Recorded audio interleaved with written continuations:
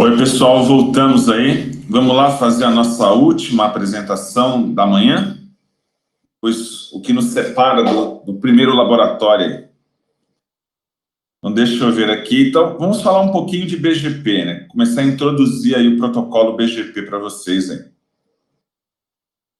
Bom, BGP é um protocolo de roteamento já antigo, né? Há bastante tempo em funcionamento ali.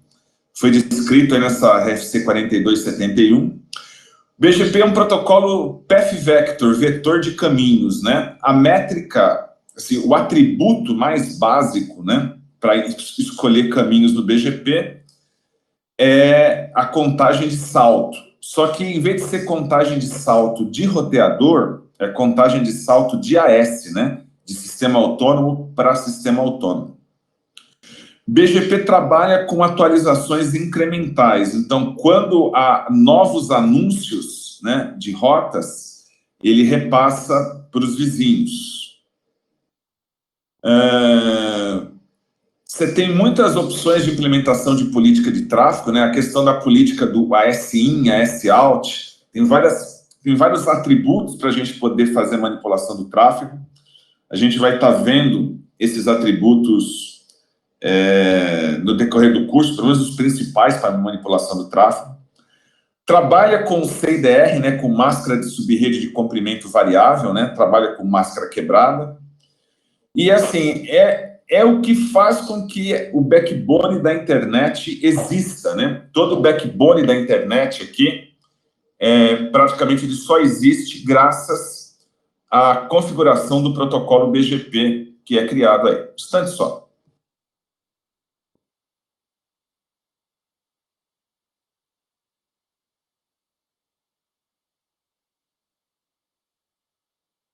Ok, voltei aqui.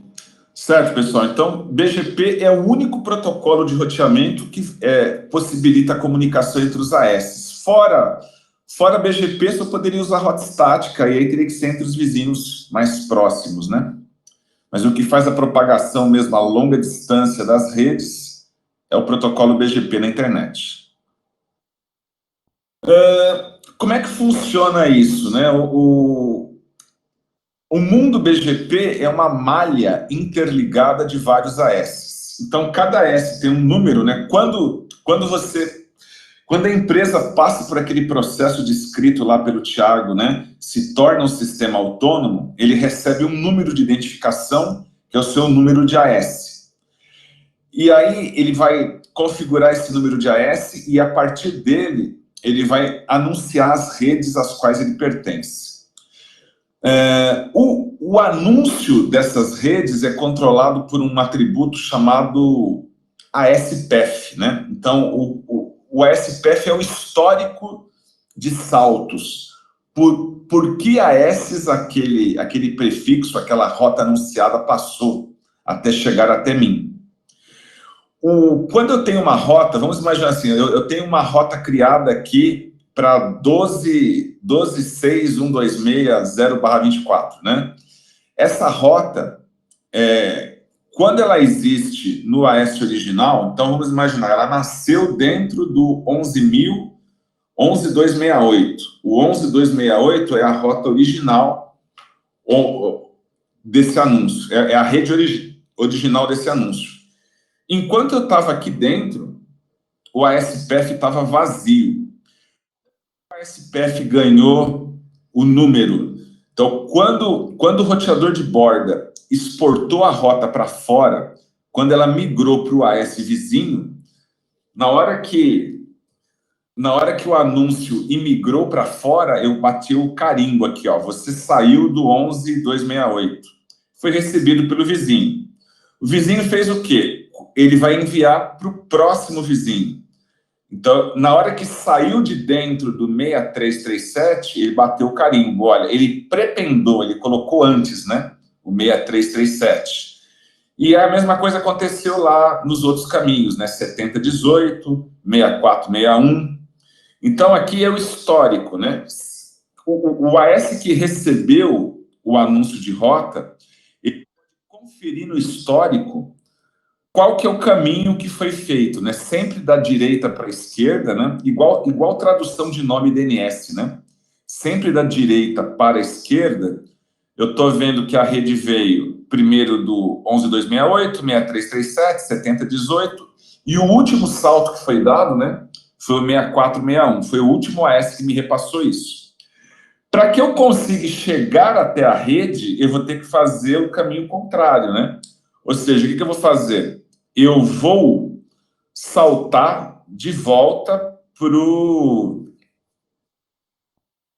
6461. E como é que eu faço para chegar no 6461? Eu aprendi o Next Hope, que é o último salto.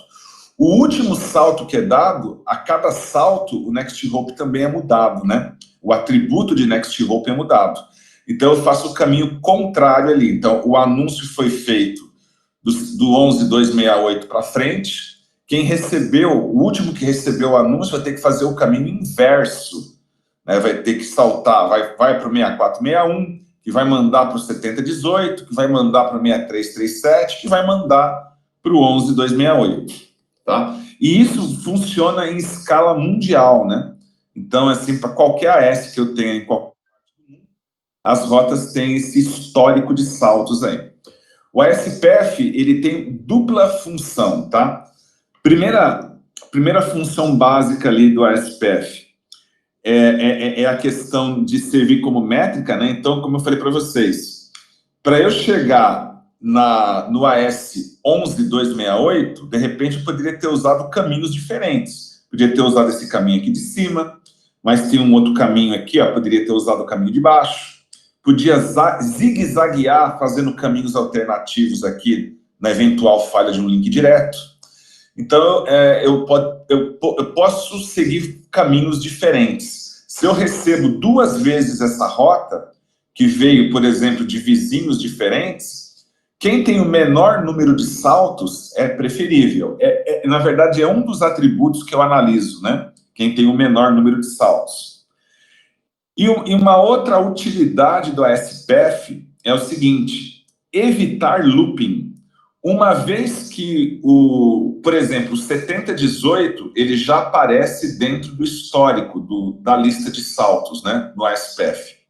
Uma vez que ele aparece aqui, nunca mais essa rota específica, esse anúncio específico vai ser admitido naquele AS. Então, não precisa ter spanning tree na internet, né? Ou seja, o que garante, já que a internet, a web, né, é uma grande teia com várias conexões, com vários links redundantes, o que garante que esse anúncio não vai ficar dando voltas, né, sem fim aqui? O que garante que não fique dando voltas sem fim se o AS já está no histórico, aquele anúncio específico não volta para aquele AS. Beleza? O ASPF é um atributo bem conhecido e obrigatório aí de pertencer aos anúncios BGP. Tranquilo? Aí tem gente colocando, deixa eu ver aqui. Por que não existe outro EGP? O BGP foi tão bom assim? Wallace, isso é uma questão muito filosófica, né? Eu diria que eu sei, existiu um protocolo EGP antes do BGP, mas o BGP se tornou o protocolo hegemônico. Se ele foi o melhor que foi criado na época ou não, a história nos mostra que nem tudo que é o melhor se torna padrão. Tá aí o Windows que ainda nos deixa mentir, né? De repente, se você comparar quem que era melhor, o Windows ou o S2, eu acho que o S2 na época era melhor, né?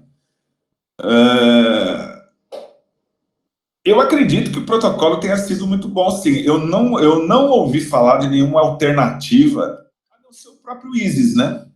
O ISIS, quando ele foi criado para ser tanto o IGP quanto o EGP. Nossa, o S2, tá vendo, Marcos? Eu começo a falar do meu RG baixo e as pessoas não acreditam, né? Mas é verdade. Quando você começa a se lembrar de coisas de 30 anos atrás aí, que só denota a idade, tudo bem. Fazer o quê, né? Eu também estou por aí. Pois é, verdade. Alguma outra dúvida que o pessoal colocou? Deixa eu ver.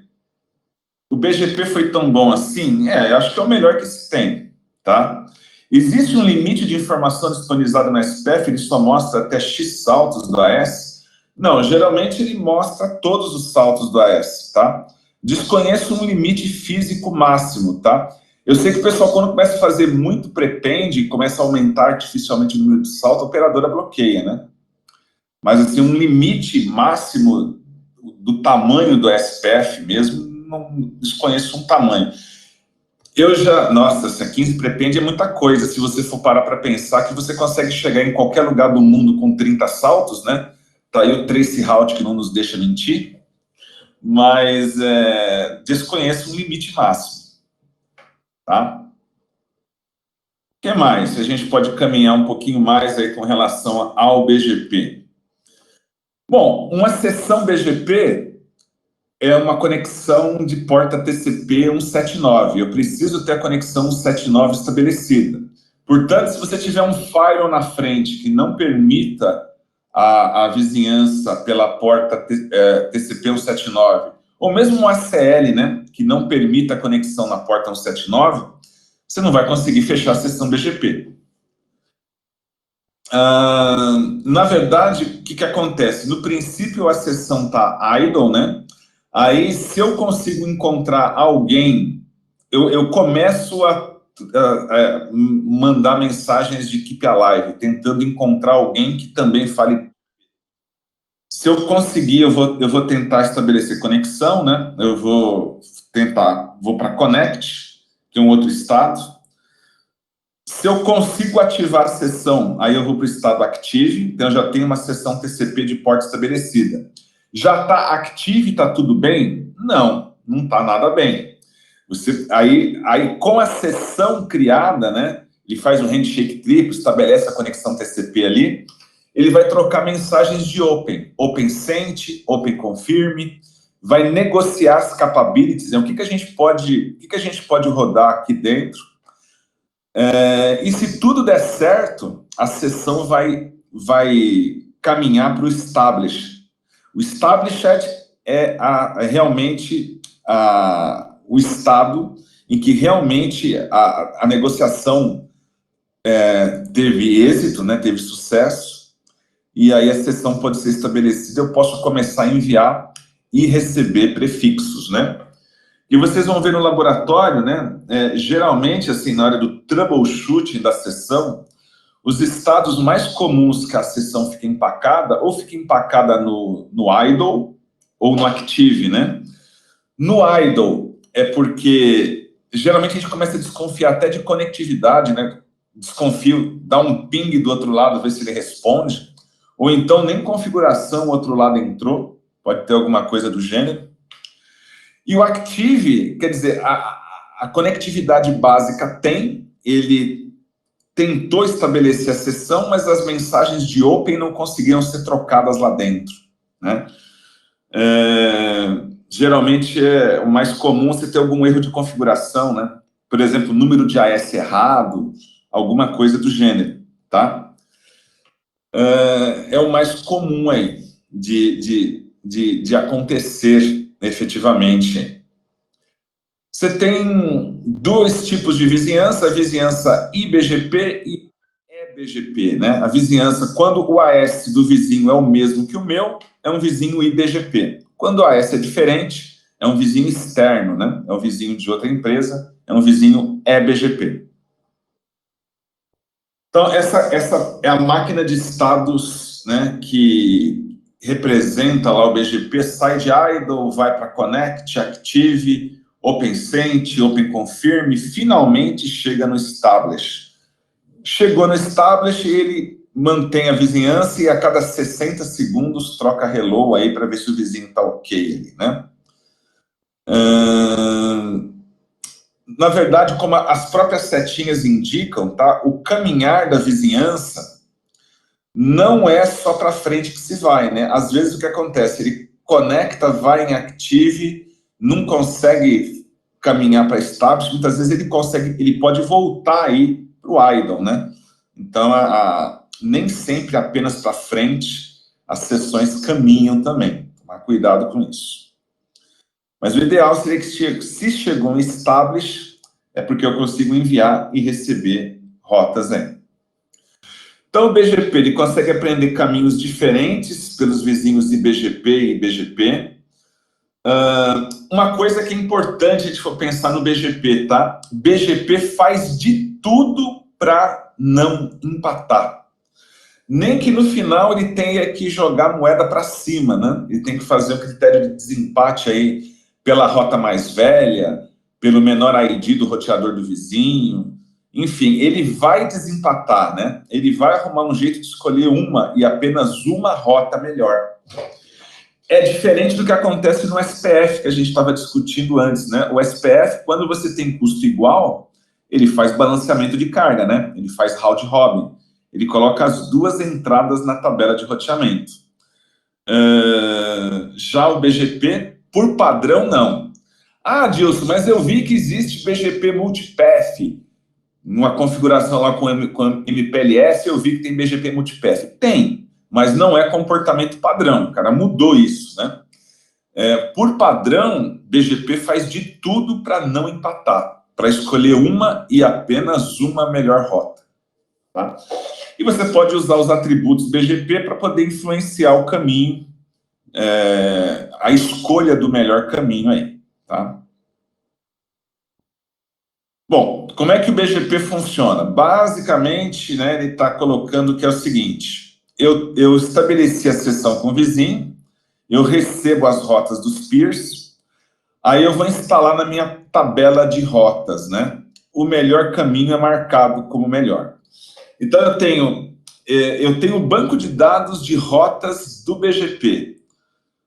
Eu tenho uma política de entrada e uma política de saída. Então, nem tudo que eu recebo do vizinho, eu instalo na tabela. Eu recebo do vizinho, passa pelo crivo da política de entrada.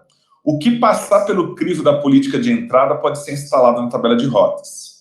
Na hora de sair, eu só vou propagar as melhores rotas. Então, das rotas instaladas como melhores, eu vou propagar apenas aquilo que está de acordo com a minha política de saída.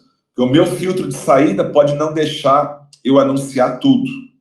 Daí a importância, né? Como eu falei para vocês, a maioria dos fabricantes tem uma política muito permissiva, permite entrar tudo, permite sair tudo.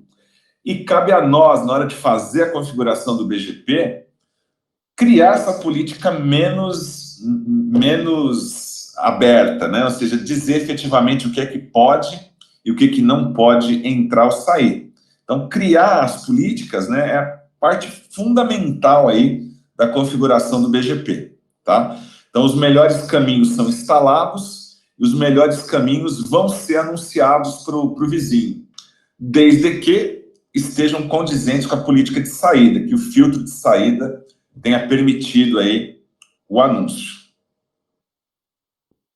Então, basicamente é isso daqui, né? Então, eu tenho lá o processo BGP rodando. O vizinho, por exemplo, mandou tudo.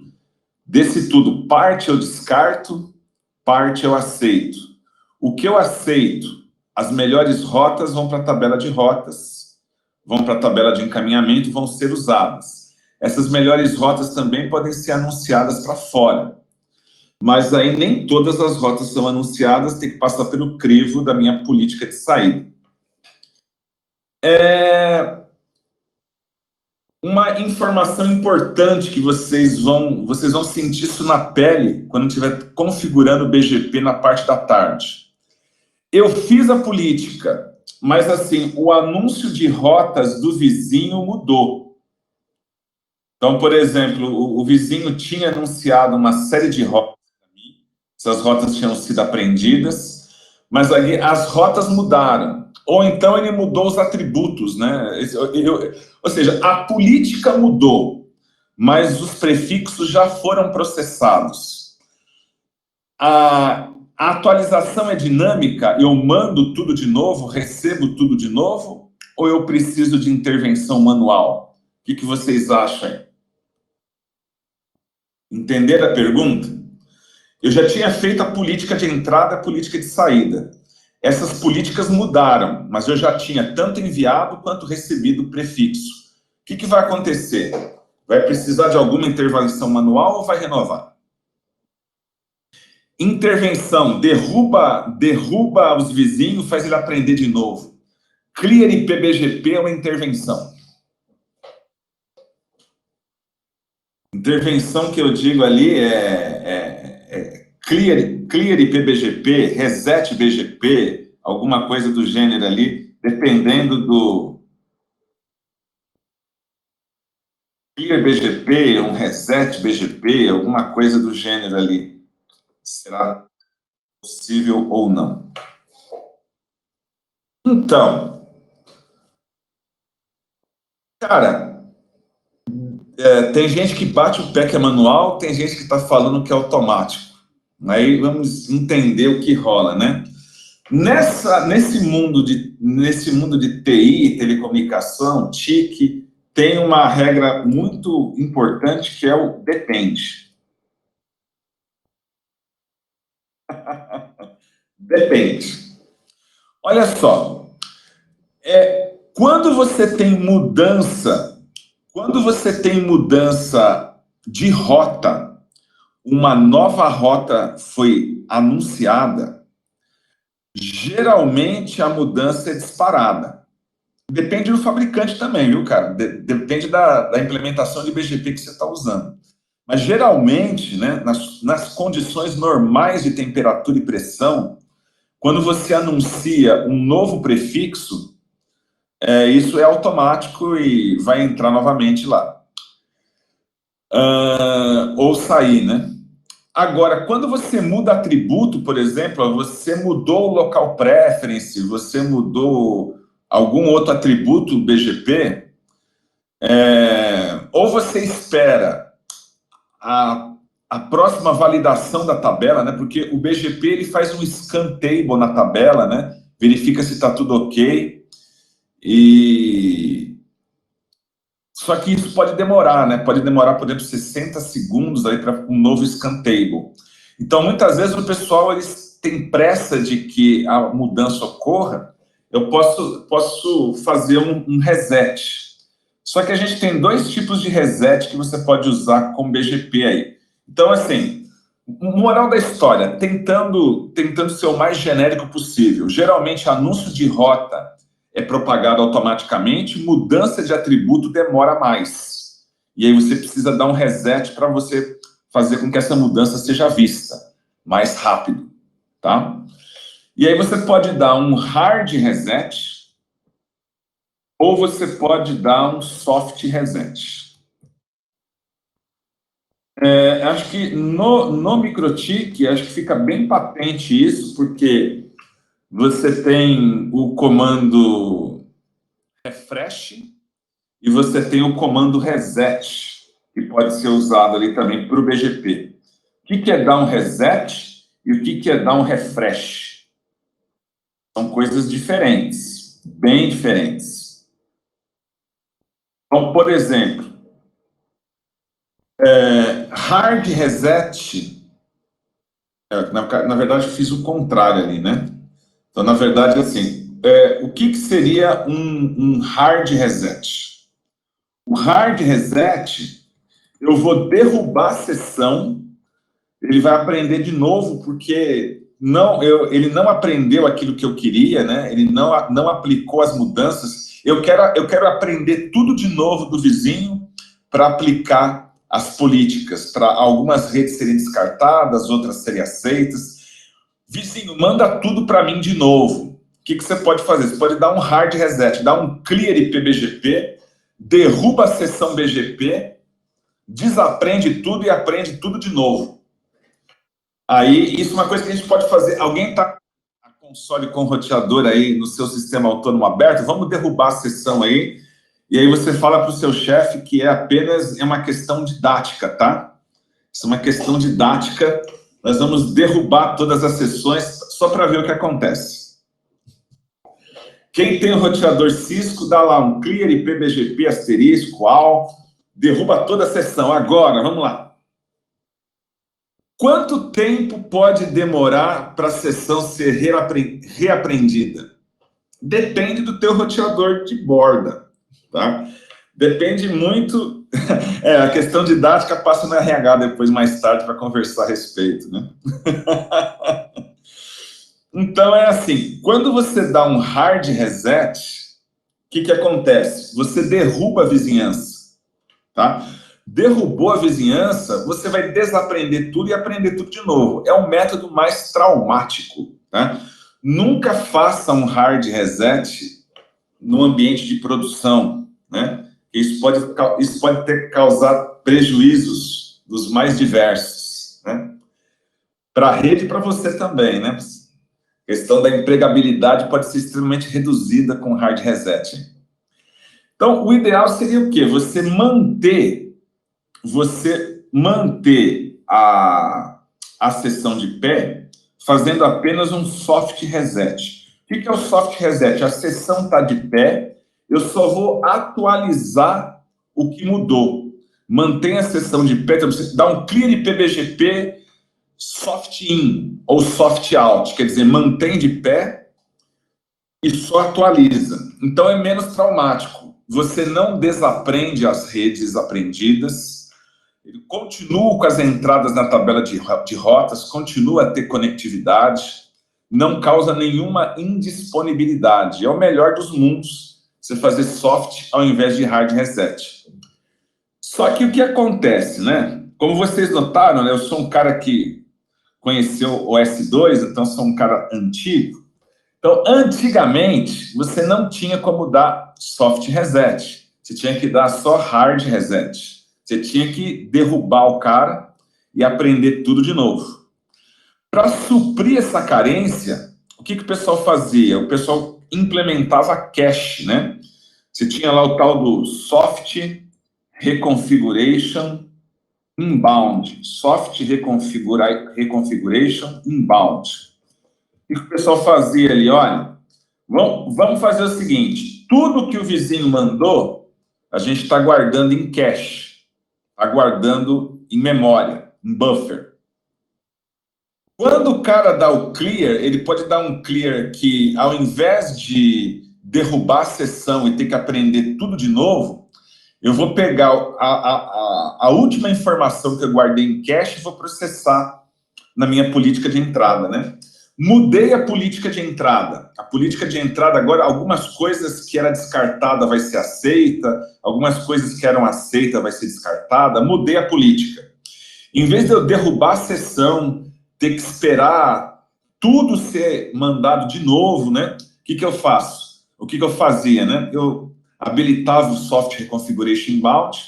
Na hora que eu dou o clear, né, o clear soft in, por exemplo, né? Ele enganava o BGP. Em vez de ficar pedindo para o vizinho mandar tudo de novo, ele alimentava a política de entrada com o que ele guardou no cache, tá? Qual que é o problema disso? Óbvio que você vê usando Reconfiguration Inbound. O problema óbvio disso é a memória, né? Porque se eu guardei, sei lá, se eu aprendi 800 mil rotas do vizinho, eu vou ter que, as 800 mil, eu ainda vou ter que guardar em cache, fora o que foi aceito na tabela de rotas, né? Fora o que foi aceito e instalado, eu ainda tenho que guardar em cache. E isso, em termos de recurso de máquina, pode ser complicado.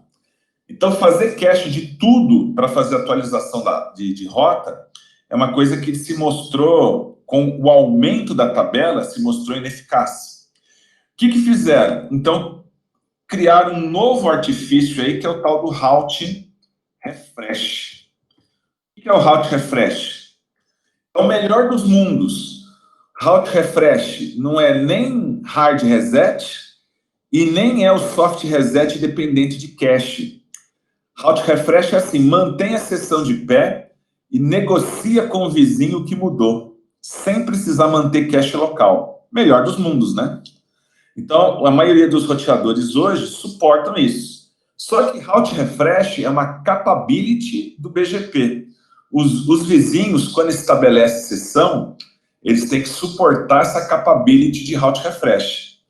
Se um dos lados não suportar, não tem jeito, não vai conseguir fazer update automático. Aí vai ter que fazer o quê? Ou vai ter que dar um hard reset, né? Vai ter que derrubar tudo, esperar subir. Ou então vai ter que verificar se ele suporta fazer soft reset à moda antiga, via cache e não via route refresh. Então, essas são as 3 possibilidades. Então, aqui, usando aqui experiência de dinossauro, de como eram as coisas antigas, o que eu queria que vocês entendessem mesmo é a diferença das 3 coisas, né? A diferença do que é o hard reset, que é o derruba tudo, quebra tudo e começa de novo, né? É o hard reset, derruba a sessão, não derruba, mantém com soft. Só que esse soft reset pode ser feito de 2 formas. Um buffer, bufferizando o que recebeu, ou então sem buffer, só usando o route refresh, negociando ali o que mudou com o vizinho. Tranquilo isso, pessoal? Ficou claro essa história aí para todos? Deixa eu ver se eu consigo ver o cache aqui.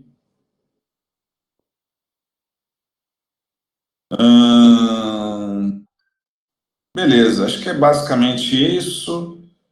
Acho que ficou claro as três opções, né? Então, beleza. A gente só usa o chat, pessoal. Imagine se todo mundo pudesse falar ao mesmo tempo a zona, ninguém ia conseguir dar aula, né? Então, mas aí qualquer coisa, nos últimos minutos eu abro um tempinho para alguma discussão aí. Mas a ideia básica é essa. O que mais que a gente tem aí? Vizinhanças IBGP e EBGP. Então, assim, IBGP, vizinhança entre os roteadores de dentro do meu AS.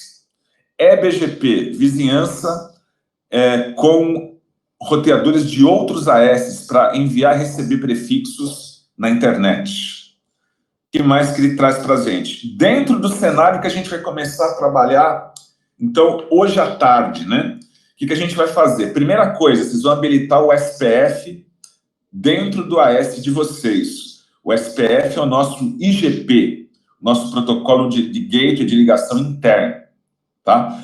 Depois disso, a gente vai evoluir para fazer o IBGP. Acho que a gente já começa hoje, provavelmente, o IBGP. Fazer a vizinhança entre os roteadores do nosso próprio AS. A partir de amanhã, acho que quinta e sexta, a gente vai estar mais focado para estar fazendo sessões EBGP e as políticas EBGP. Como é que um router, como é que um AS, na verdade, vai trocar rotas com outro, que vai poder ser enviado e recebido, que vai ser filtrado, né? Política de entrada e saída entre os AS. Isso aí é a nossa cereja do bolo, né? O finalzinho dos laboratórios do curso aí. Bom, aí ele tem os exemplos de configuração Cisco aí, né? De configuração de EBGP. Mas, assim, o que é importante para a gente entender ali, né? Que no EBGP, o AS do vizinho é diferente do meu AS local, né? Nesse exemplo aqui, roteador local está dentro do AS 1000 e o vizinho está dentro do 1001, tá? Eu vou anunciar redes para ele e vou dizer, eu vou ter criado uma política de entrada, uma política de saída para estar tratando com esse vizinho. É o que a gente vai estar fazendo lá no MikroTik e no Linux, né? No IBGP é diferente, né? Geralmente, na questão do IBGP, o meu AS e o AS dos vizinhos são os mesmos, são os vizinhos internos, pertencemos à mesma empresa. Também anuncio rotas, porque eu posso ter um IP público foi anunciado local que eu vou informar para o meu vizinho. Também, se eu já tiver vizinhos externos, eu vou repassar o que eu aprendi do mundo externo, eu passo para o meu vizinho IBGP. Uma coisa que é importante frisar é que, assim, dentro do meu mundo interno, a minha vizinhança IBGP, especialmente se eu for um AS de trânsito, né, se eu for passar a rota de um AS para outro, eu tenho que ter full mesh, né? Porque, assim, eu só passo rotas para o vizinho diretamente conectado. Para o vizinho que eu tenho vizinhança direta, na verdade. Não é nem diretamente conectado. É conectado de forma lógica, mas eu tenho conexão lógica direta. Eu estou querendo dizer aqui é o seguinte, ó. Imagine que eu tenho aqui a brincadeira dos roteadores. Eu tenho um vizinho externo, aí eu tenho uma seção assim, vai. Vamos colocar vários roteadores que são vizinhos aí. Aí eu venho esse que é vizinho desse, que é vizinho desse, que é vizinho desse, que é vizinho desse lá que está atrás. Então vamos imaginar que eu tenho aqui essa vizinhança que eu tiver aqui. Deixa eu ver se eu consigo ter um slide mais vazio. Não tem. Na verdade, o que eu queria dizer aqui é o seguinte, né? Vamos lá. Vou voltar para cá. O Adilson. Oi. Você pode trocar pelo slide default do Big Blue Button, que ele tem um slide em branco. Ah, legal, legal. Obrigado. Então, deixa eu colocar aqui um slide, iniciar, carregar uma apresentação. Aí eu vou pegar o default. Ah, ele tem um slide em branco. Obrigado, Thiago. Então, o que acontece? Nossa lousa, né? O que acontece, pessoal? Se eu tenho, por exemplo, roteadores que são vizinhos, né? Então, vamos imaginar que eu tenho uma vizinhança, que ela é uma vizinhança EBGP. Estou recebendo de alguém aqui, mas eu tenho assim um vizinho I que mandou para outro vizinho I, que mandou para outro vizinho IBGP, né? Ou seja, eu tivesse aqui, essa vizinhança é EBGP, é externa, aí eu tenho uma vizinhança interna, e mais uma vizinhança interna, mais uma vizinhança IBGP aqui, tá? As rotas, qual que é o problema? O que o cara recebeu do vizinho interno, ele só passa para o próximo vizinho interno. O vizinho do vizinho não recebe. Se eu quiser que esse cara mais distante receba a rota externa, eu tenho que ter vizinhança com ele também. Eu tenho que fechar aqui um anel, né? Fazer assim, fazer um full mesh com ele. Porque senão a vizinhança, ele não propaga para mim, tá? Então, eu preciso, por isso o número de sessões, né? Eu preciso ter vizinhança com todo mundo, para que a propagação do externo que bateu aqui passe para todos os outros. Ele não propaga, diferente de um SPF da vida, justamente para evitar looping, tá? Justamente para evitar looping é que ele faz esse tipo de coisa. Então, por isso que todo mundo tem que ser vizinho de todo mundo dentro do meu mundo IBGP.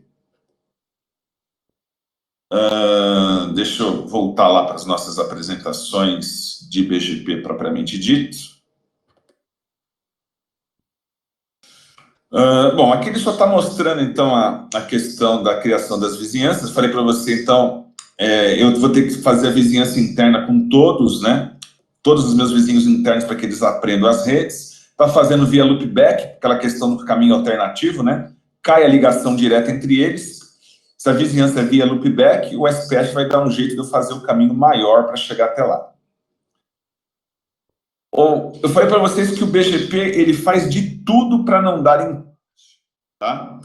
E aí tem uma lista longa, né, que ele vai ver, ele vai analisar ali se a rota é válida, tem todo um algoritmo para seleção de caminhos. O que a gente vai ver ali, que a gente vai começar a ver à tarde, que é importante nessa história toda, é o seguinte. Aí eu crio geralmente agora que eu aprendi que tem um slide em branco aqui, carregar de novo o default. E, na verdade, é o seguinte, como é que é a escolha do melhor caminho, né? Escolha do melhor caminho do BGP, ele faz da seguinte forma, simplificando as coisas. Tem muita coisa que eu não consigo editar, né? Por exemplo, rota mais velha, esse tipo de coisa. Mas o que eu posso mexer são 4 atributos que eu consigo mexer ali, que é o tal do WLAN, que é minha wireless LAN alfabeta aqui. Em vez de ser com N de navio, é com M de MED, né? Não é nem M de Maria, M de MED. Então, qual que é a ideia ali? O primeiro atributo que é analisado é o peso. Tá? Então, tem um atributo chamado peso, ele vai fazer análise. Depois eu tenho um atributo que é o local preference. Depois eu tenho o tamanho o ASPF prepende, que é o número de saltos, na verdade, que eu posso aumentar, posso alterar isso. E o último é o MED, que é a métrica, tá? Então, não ficou lá muito bonito, mas seria W de weight, L de local preference, A de ASPF prepende, M de MED. E aí, qual que é a ideia aqui, na verdade, né? Os dois primeiros atributos, o weight e o local preference, eles são usados na minha política de entrada, de AS-IN, tá? Então, AS-IN, todo o atributo, tudo que eu aprendo do BGP, eu vou usar aqui. O weight e local preference vão influenciar a entrada. O ASPF prepende, o MED, vão influenciar a saída, o meu AS-out. Então, quando eu quero influenciar, eu vou estar utilizando esse cara, na verdade. Devia ter colocado um separado, né? Deixa eu ver se eu... Então, por exemplo, recebi rotas do mundo externo, tá? Se um roteador recebe rotas, então, entrou prefixo, aprendi prefixo. Para aumentar a preferência, ele pode aumentar o local preference ou MED. Qual que é a diferença? O weight, ele só vale para o roteador local. Se o roteador está ligado a dois AS vizinhos, aquele que ele colocar o maior peso é o que ele ganha, tá? O local preference, na verdade, ele transita dentro do AS. Se eu tenho, por exemplo, dois roteadores de borda e cada um tem um peso diferente, está entrando por dois roteadores diferentes o peso. Aquele que tiver o maior peso é o preferível. E eu consigo, inclusive, negociar dentro da seção IBGP, qual o AS que tem a preferência maior ali, né? Então, assim, para aprendizado das rotas, tá? O que vale é quem tem o maior peso e depois quem tem o maior local preference. Local preference é um atributo aberto, todos os fabricantes implementam, tá? Inclusive Cisco, Huawei, Microtik, todo mundo tem local preference. Então, é esse atributo na entrada que a gente vai poder utilizar. É ele que nós vamos estar utilizando, na verdade, né? Nas políticas, por exemplo, tudo que você aprender nas políticas, quando você aumenta o local preference, prioritariamente vai sair por aquele anúncio aprendido com o LP maior. O padrão é 100, quanto maior, melhor, tá? Agora, eu tô anunciando a rede para alguém. Como é que eu pioro um caminho? Eu geralmente pioro um caminho fazendo prepende, né? Então, é aquela história, eu pioro a quantidade de saltos. Essa é a ideia do prepende. Então, por exemplo, eu quero chegar até uma determinada rede, só que eu estou aqui a 2 saltos de distância, né? Eu estou a 2 saltos de distância ali.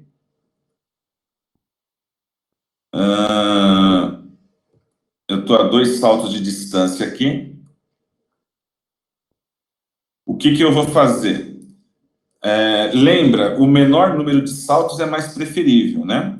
Então, se aqui é o AS 100, melhor, vamos colocar aqui como 100, aqui é o 200, aqui é o 300, aqui é o 400. O que eu vou fazer aqui? Eu vou fazer um prepende de 3, eu vou aumentar 3 vezes o salto aqui, então vai ser 100, 100, 100, 100. Então, se você for ver, eu já teria lá, era 100, 300, eram 2 saltos. Do outro lado é 100, 200, 2 saltos também para chegar no 400. O 400 vai vir agora com 5 saltos desse lado direito ao invés de 2, né? Porque ele sabe que é o 100.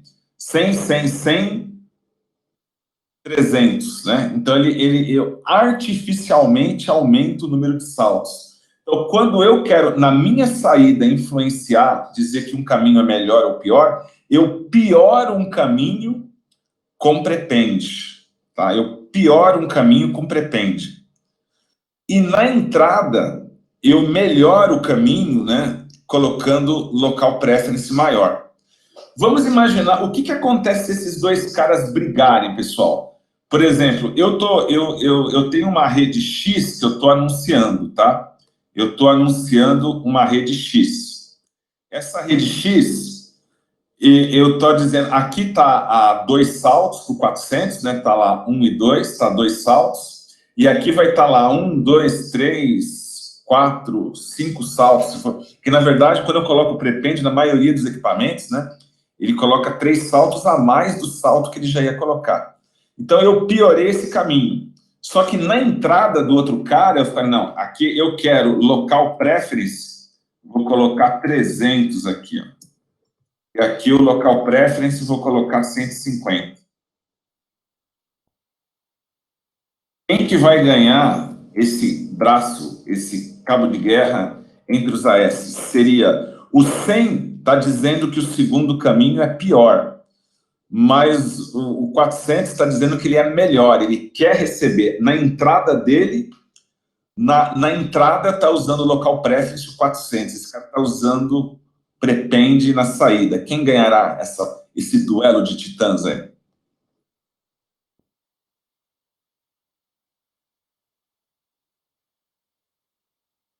Local preference tem preferência, exatamente. Então, o meu WLAN analfabeto ali era justamente para dizer o seguinte: primeiro vai ser visto o atributo do weight, depois vai ser analisado o local preference, depois o tamanho do SPF e, por último, o MED.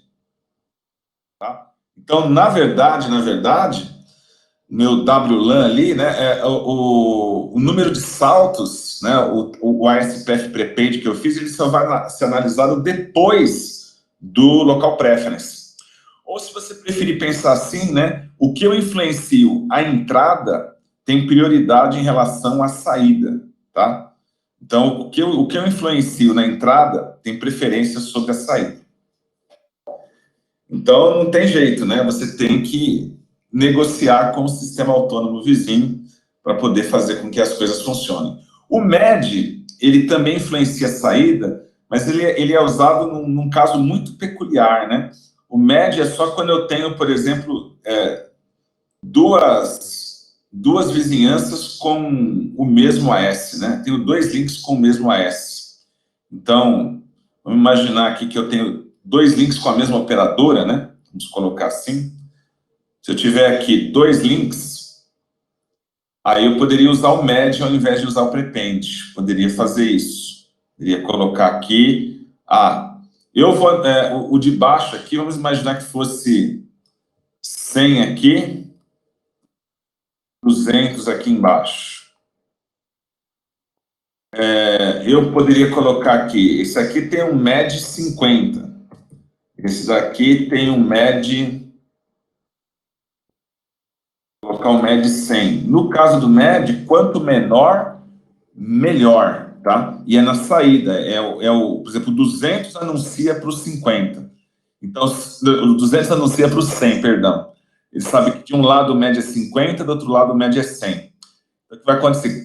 O menor é melhor. O MED é o contrário do local preference. Então, na verdade, o menor aqui é que vai ser usado por conta disso. Mas como o MED ele não transita para fora dos outros AS, então eu preciso que o AS receba o MED dos 2 links para ele poder fazer análise. Por isso que ele é mais usado só quando você tem 2 links com a mesma operadora. Quando não é o caso, o que vai ser mais usado aí, que a gente vai ver nos laboratórios, que a gente começa a ver, né, nos laboratórios da tarde, prepende na tua saída, aumentando o número de saltos. Quanto maior o número de saltos, pior o caminho na saída. Na entrada, preferência, o que eu aprendo, quanto maior o local preference, melhor. Então, o local preference e o prepende são as coisas que a gente vai estar trabalhando mais no curso aí, tá? Deixa eu voltar aqui para o nosso BGP.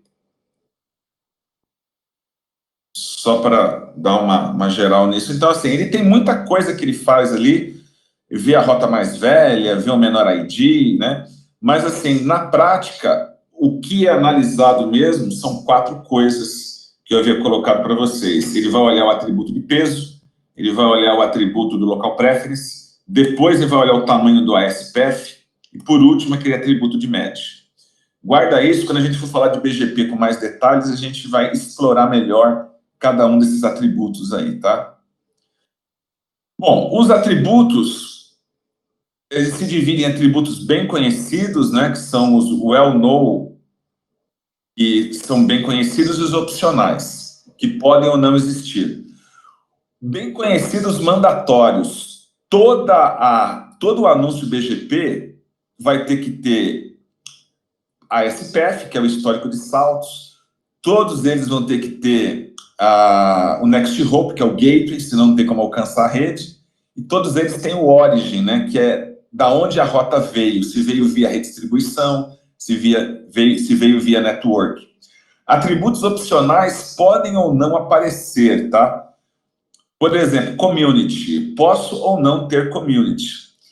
Os atributos são transitivos ou não transitivos. Eu posso não usar, mas tem que passar para frente. Community, por exemplo, é transitivo, né? Mesmo que eu não use a community, eu posso estar passando lá para frente para outro AS usar. Ou não transitivo. Por exemplo, o MED lá, eu recebi o atributo, ele é opcional, posso ou não usar, só que ele não transita. Do meu AS, não consigo anunciar para fora dele, né? Essa é a ideia de ser transitivo ou não. Os atributos BGP. Tem um atributo que identifica também qual que é a máscara que está sendo anunciada, né? Essa máscara é o tal do NLRI. Então, você tem NLRIs de 32 ou 128 bits, né? Dizendo se eles são... qual que é a máscara que vai ser usada e se a máscara está alcançável ou não, né? Se o atributo está alcançável ou não, que é o reachable e o unreachable. São usados para tanto inserir quanto remover as entradas de rota. Os atributos bem conhecidos, eles vão estar sempre presentes, nunca... A ideia de ser bem conhecido é obrigatório. Se não tiver, não é BGP, né? Não é uma implementação válida de BGP. Essa é a ideia que ele coloca aí para a gente. Por exemplo, Next Hop, como eu falei para vocês, Next Hop, Origin e a questão do ASPF, né? Essas coisas são obrigatórias, devem aparecer em todos os anúncios, porque senão ele não é considerado uma rota válida. O que é importante aqui? A questão do MED são os atributos que eu tinha comentado com vocês, né? Então, na verdade, né, a questão dos atributos, eu até... o que influencia a política de entrada, o que influencia a política de saída, isso aqui a gente vai estar vendo com mais detalhes no decorrer aí do curso, né? Tem a questão das communities que vão automatizar, permitem automatizar os anúncios, né? Em vez de eu ficar testando o prefixo, eu conseguiria analisar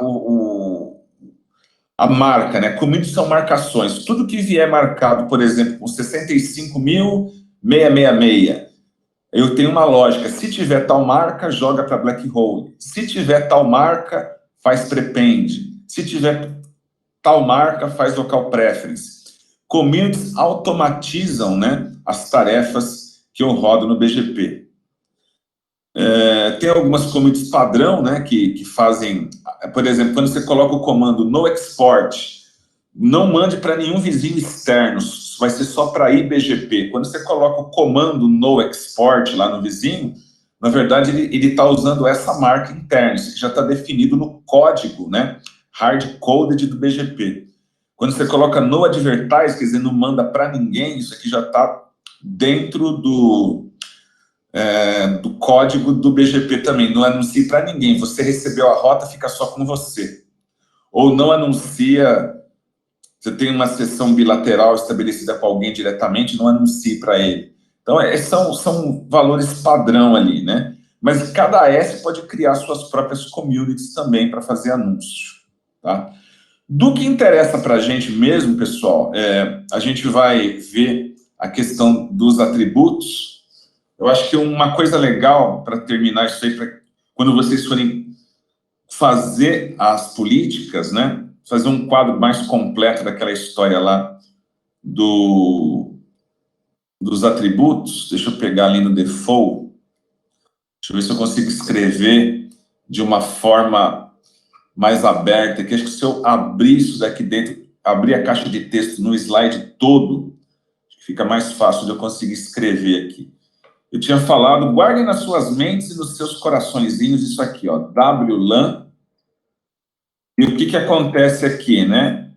Eu tinha, na verdade, você tem aqui é o atributo. Aí depois do atributo, você tem o valor padrão, né? Qual que é o valor padrão do atributo se você não mexer? Então, por exemplo, esse cara aqui é o weight. O valor padrão dele é 0. O local preference, o valor padrão é 100. O ASPF prepende dentro do AS, antes de sair para fora, ele é vazio. O valor do MED para influenciar a rota é 0. Então, assim, seria... Aqui tinha colocado o campo de atributo, aqui seria... Oh, meu Deus do céu. Acho que eu continuo apanhando desse cara aqui, né? Deixa eu só fazer... Eu vou fazer isso no bloco. Deixa eu só para terminar isso. Então, na verdade, seria o seguinte, né? A gente teria aqui o velho bloco de notas aqui. O meu WLAN, na verdade, é o seguinte. Então, eu tenho aqui weight, local preference. Aí eu tenho o ASPF prepende. E aí eu tenho o match, tá? Então, o que eu ia colocar aqui? Quais são os valores padrão? Esse daqui, o valor padrão é 0, o valor padrão é 100, o valor padrão é vazio, o valor padrão é 0. Só que, assim, onde eles são usados, né? Esse cara aqui é usado no AS-IN, aqui é usado no AS-IN, quando eu aprendo prefixos, né? AS-IN, AS-IN. Depois aqui, AS-OUT, AS-OUT. AS-IN, AS-IN, AS-OUT, AS-OUT. E aí eu vou estar usando aqui, quanto maior é melhor, maior, melhor. Os dois últimos, quanto menor, melhor. Quanto menor, melhor. Tá? Então, assim, quando eu comecei a ver essa questão do BGP, acho que esse quadrinho aqui ajuda bastante para a gente entender ali. Então, seria a questão qual que é o atributo, né? Qual que é a questão, qual que é o atributo, qual que é o valor padrão,